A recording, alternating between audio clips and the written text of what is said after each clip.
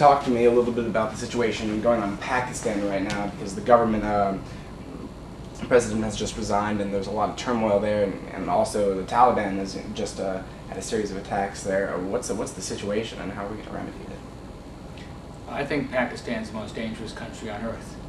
You've got an unstable government, enough nuclear material for between 50 and 120 nuclear bombs, strong Islamic fundamentalist influence in both the military and the intelligence apparatus. Oh, did I mention Osama bin Laden is in Pakistan, established training camps in northwest Pakistan?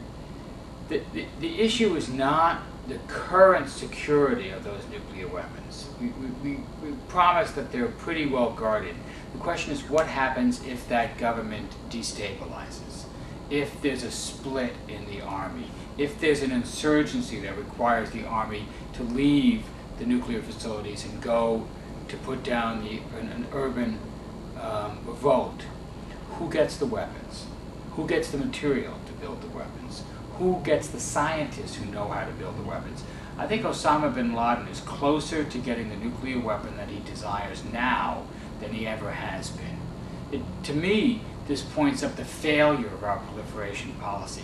It's not nuclear weapons in the hands of rogue regimes. Iraq doesn't have nuclear weapons. Iran doesn't have nuclear weapons. Right. It's nuclear weapons anywhere, particularly in unstable countries. So if we're going to come up with a solution, what are we doing? Are we unilaterally going in? Are we executing unilateral diplomacy? Or are we going to the UN and trying to deal with a government that is itself in turmoil? Just think about how you fix the Pakistan problem. You quickly realize there's no silver bullet here. There's no one policy that's going to do it. If Pakistan destabilizes, we can't just send in SWAT teams or special forces teams to secure the nuclear weapons. We don't even know where they are, let alone that we'd be invading a country of 125 million people, many of whom are fiercely nationalist, who would resent U.S. troops being there for any reason. No, you realize that you have to have a comprehensive long-term approach, one that seeks to correct the damage done by some of the policies of the last few years, but takes a strategy that, number one, starts to devalue nuclear weapons so that they're seen as not necessary for any state security. Two, is engaging with Pakistan and India and China to actually encourage decreases in their arsenals and greater security over the weapons they have. And three, is working on the underlying conflicts. I mean, why do India and Pakistan have such large armies? Why have they gone to war 3 times in the last 50 years? Why did they almost go to war in 1999 and 2001 when they both had nuclear weapons again and mobilized 1 million men under arms over the Kashmir border? You've got to resolve those underlying conflicts in order to reduce the desire for nuclear weapons and the risk that nuclear weapons will be used and the risk that other groups will get those nuclear weapons.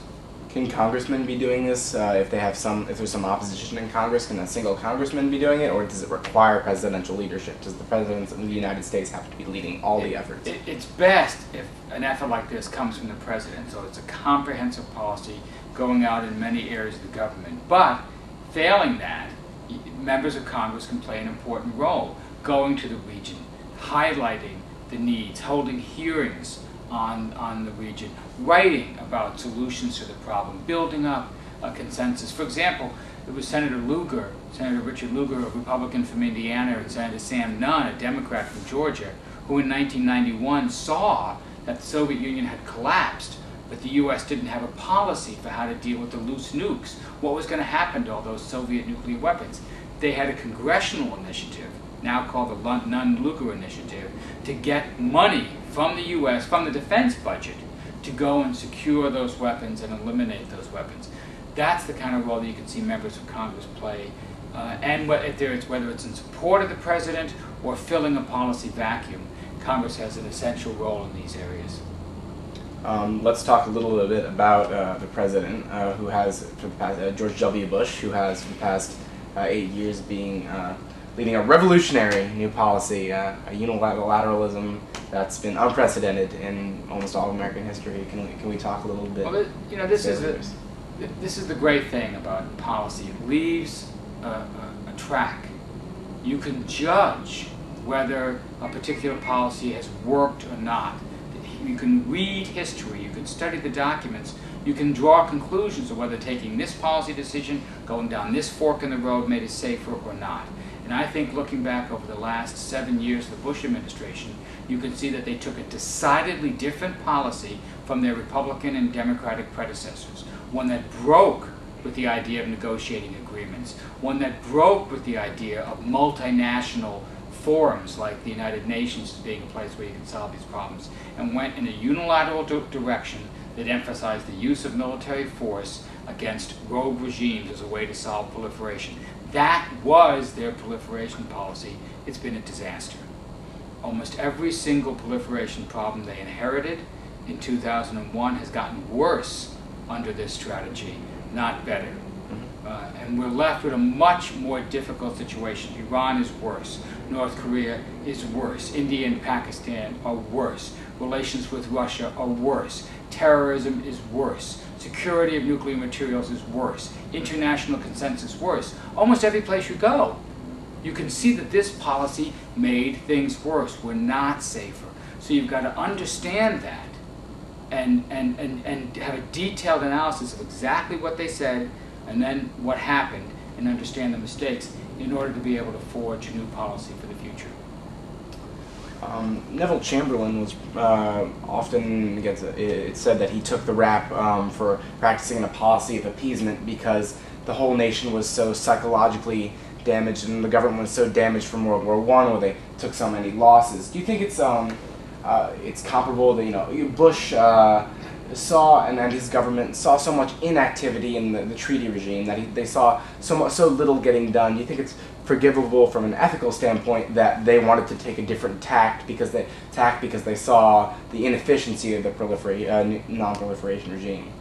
No, I don't think this is not forgivable at all. They said that the existing strategy has failed. That was not true. They said that liberals had made a fetish out of treaties, that we couldn't protect the country with pieces of paper. That's not true. The Constitution is a piece of paper. The Declaration of Independence is a piece of paper. We count on these pieces of paper to embody agreements, to embody a consensus, to be the law, to be the barriers for the kinds of behaviors we don't want to see. Now, they were driven by an ideology that has been around for a long time, has been preached by the radical right for a long time, has always been a part of the debate, but it never dominated the government. And once you married up a Congress led by these radical right-wingers, I'm not talking about just being Republican. This is a particular philosophy in the Republican Party, a far-right neoconservative view of the world. That dominated the Republican Party in Congress, and then it dominated the Republicans that were in control of the White House. And you got to see, for the first time, what it would mean to have these policies deployed without restraint. What if you let them do whatever they wanted?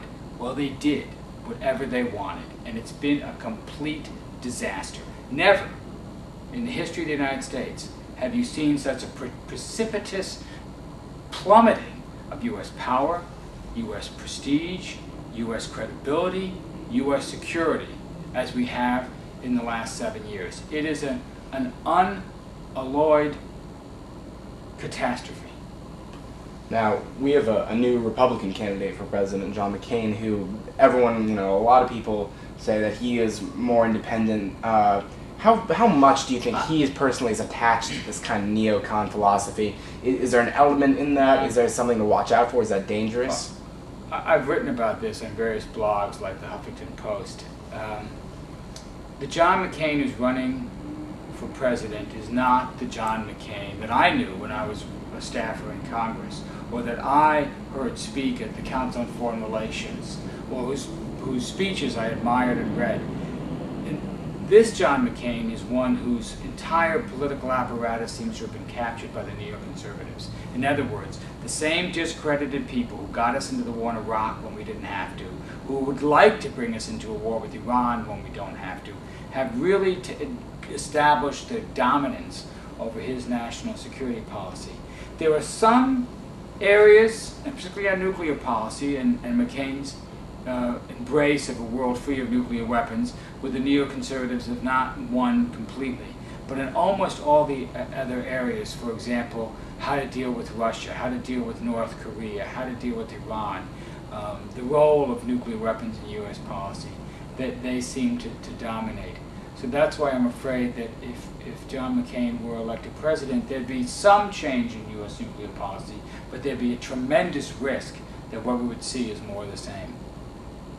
Now, when it comes down to Obama versus McCain, strictly talking about their nuclear nonproliferation policy, their views, who do you think has the better plan? Who has the better plan, the better organization to implement as president? The good news here is that on paper, the McCain and Obama plans have a lot of similarities. The difference is that the Obama plan goes further, and it seems to be much more suited to the Obama vision of governance, both in the United States and in the world, than it is with McCain. So there seems to have been a struggle inside the McCain camp between those who are advising him, like George Shultz and Henry Kissinger, two former secretaries of state, who have said to McCain, you should be for a world free of nuclear weapons. You should be in favor, and McCain has said this, of leading a campaign for the elimination of nuclear weapons.